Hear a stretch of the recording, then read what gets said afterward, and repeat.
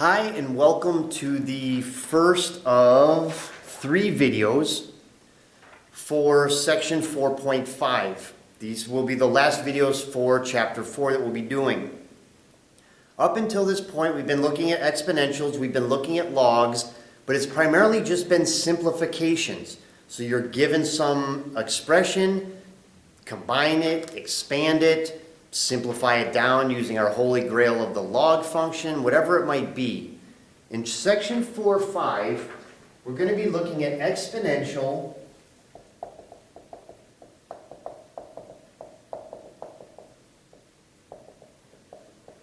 and log equations. So we're now going to have an equal sign, we're now going to have some other value, and we're trying to solve for what value of x makes this equation true. So here's the guidelines of how we're going to do this.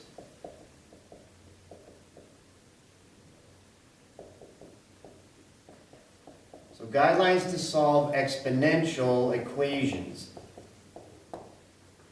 First, we're going to isolate the exponential on one side.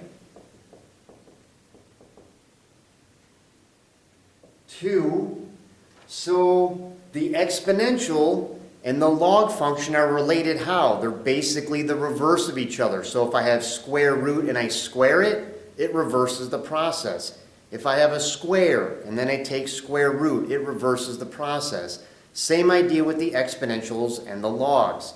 So if I have an exponential equation, I'm going to get the exponential by itself, then I'm going to take log, or natural log,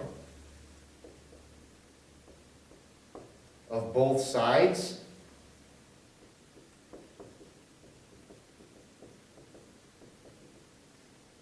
And when I do that, using my law of logs, I can now bring down the exponent. So take the log or natural log of both sides and bring down the exponent.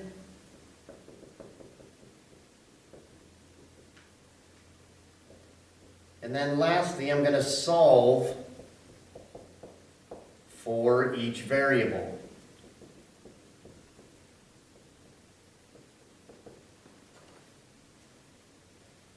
Let's look at an example.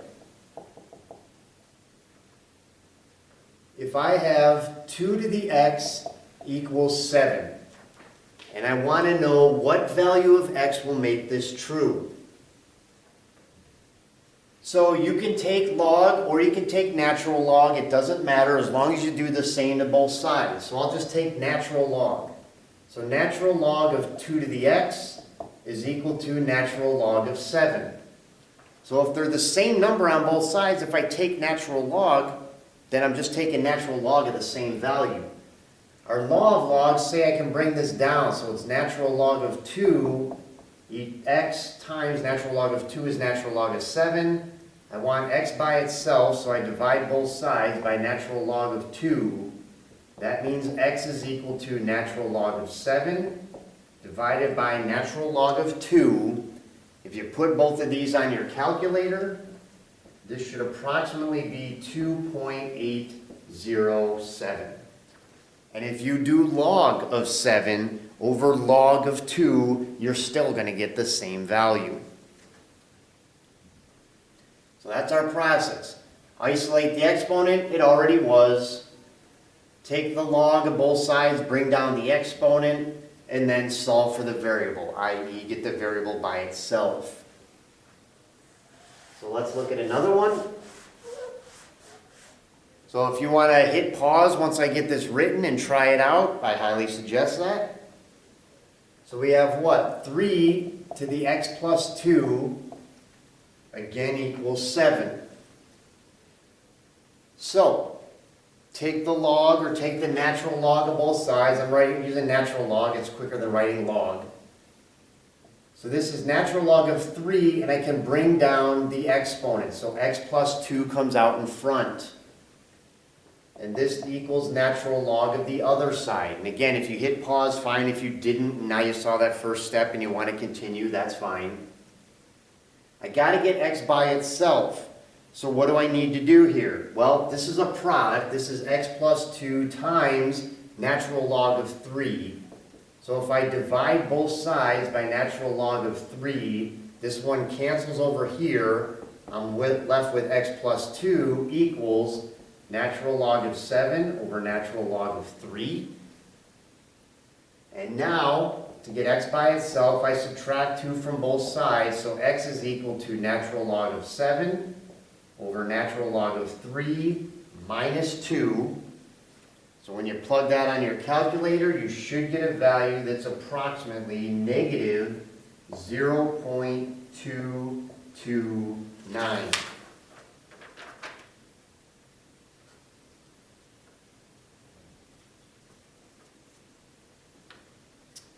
Let's look at one more example. So I'll erase this. Hopefully you have it by now. You sort of have the process in mind.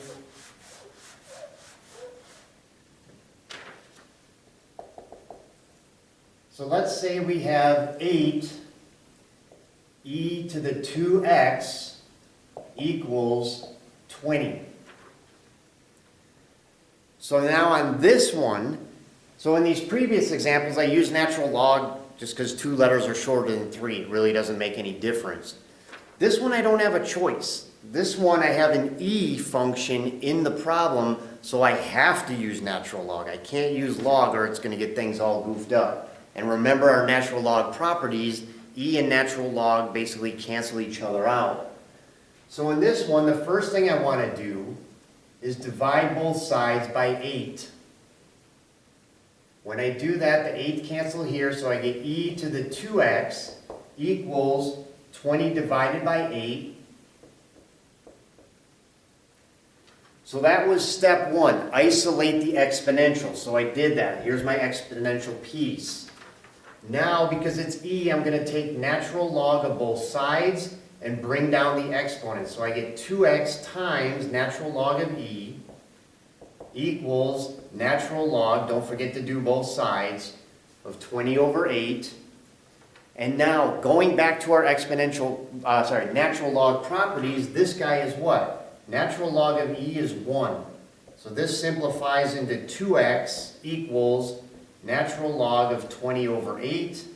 So divide both sides by 2. Enter all this on your calculator.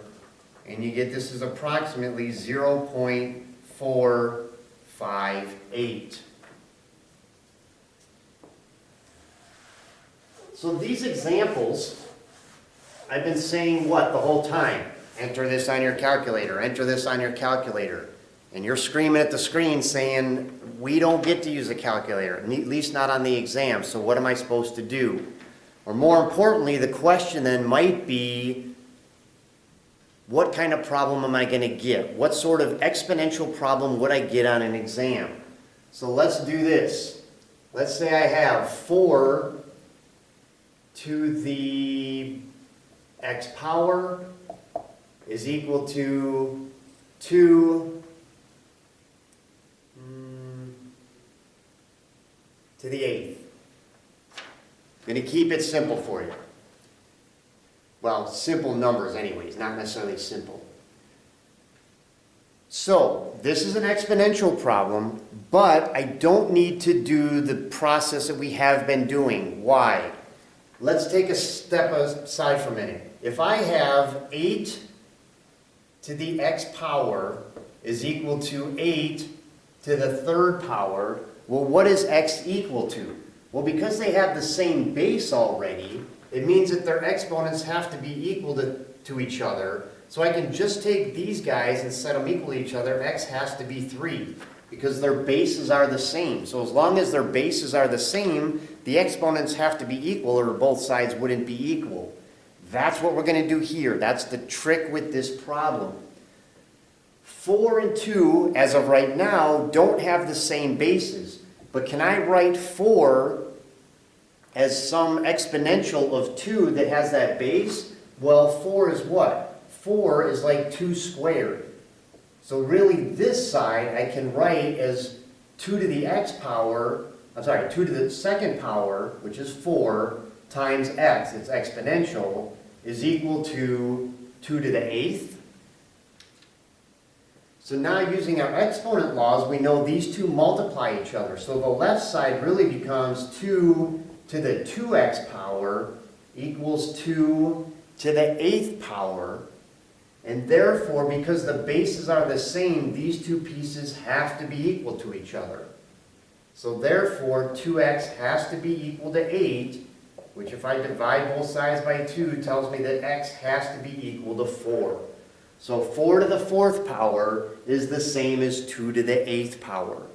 So these sort of exponential equations, ask yourself first, if they're written like this, can I write one side that has the same base as the other? And if you can, then all you're left with doing is comparing the exponential pieces. Excuse me. We're not having to go through taking logs of both sides and so forth. Excuse me. All right, so that wraps up video 1. That's our exponential equations. Come on back and we're going to look at our log equations.